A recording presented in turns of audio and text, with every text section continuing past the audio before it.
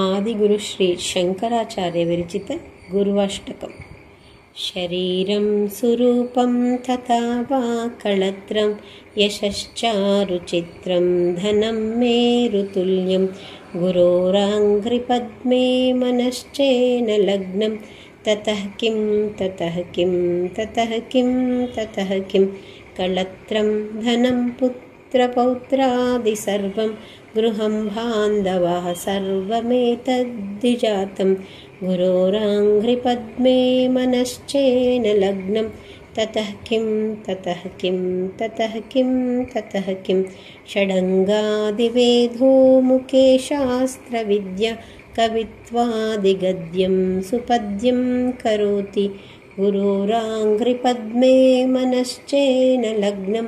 ततः किं ततः किं ततः किं ततः किं विदेशेषु मान्यः स्वदेशेषु धन्यः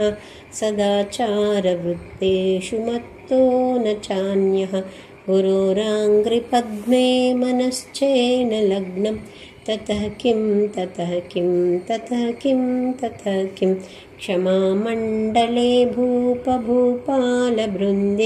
सदा सेवितं यस्य पादारविन्दं गुरोराङ्घ्रिपद्मे मनश्चेन लग्नं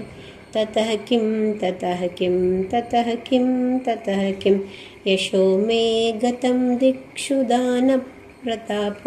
जगद्यस्तु सर्वं कर्ययत् प्रसादात् गुरोराङ्घ्रिपद्मे मनश्चेन लग्नं ततः किं ततः किं ततः किं ततः किं न भोगेन योगेन वा वाजिराजो न कान्तामुखेनैव वित्तेषु चित्तं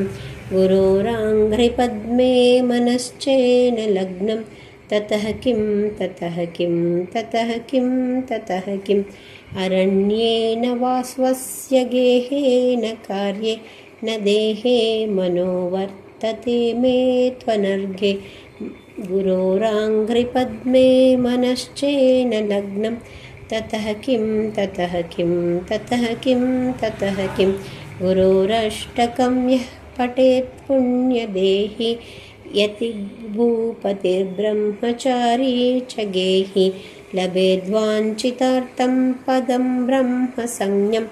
गुरोरुक्तवाक्ये मनो यस्य लग्नं गुरोरुक्तवाक्ये मनो यस्य लग्नम् इति